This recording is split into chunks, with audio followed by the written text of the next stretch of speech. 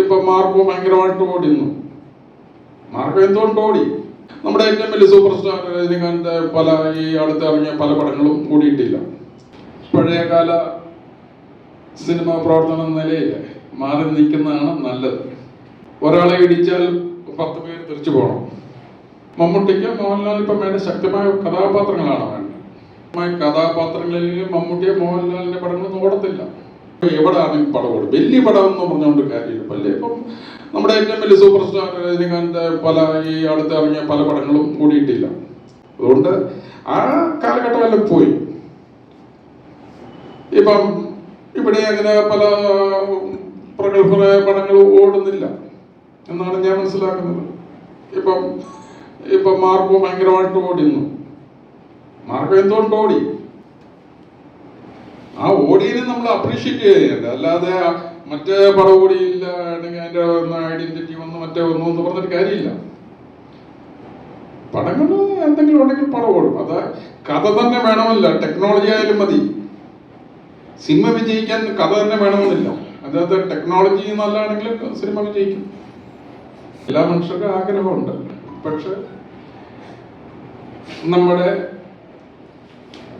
പഴയകാല സിനിമാ പ്രവർത്തന നിലയിൽ മാറി നിൽക്കുന്നതാണ് നല്ലത്. കാര്യം സാഹചര്യം മാറി.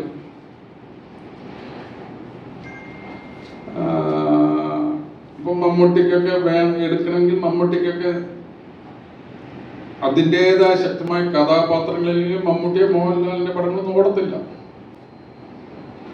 സാഹചര്യം മാറിപ്പോയി. അതുകൊണ്ട് ആഗ്രഹമില്ല, അത് ചിന്തിക്കുന്നുള്ളൂ. പക്ഷെ അറിയില്ല. മമ്മൂക്കയുടെ ഒരു പടം എടുക്കാനുള്ള അപ്ഡേറ്റ് ആവുന്നില്ല എന്നാണ് ഉദ്ദേശിച്ചത്. അങ്ങനല്ല, മമ്മൂട്ടിക്ക് വേണ്ട ഇപ്പം രജനീകാന്തിൻ്റെതായിട്ടുള്ള സ്റ്റൈലുള്ള പടങ്ങൾ വന്നാലേ രജനീകാന്ത് ജനം അക്സെപ്റ്റ് ചെയ്യത്തുള്ളൂ.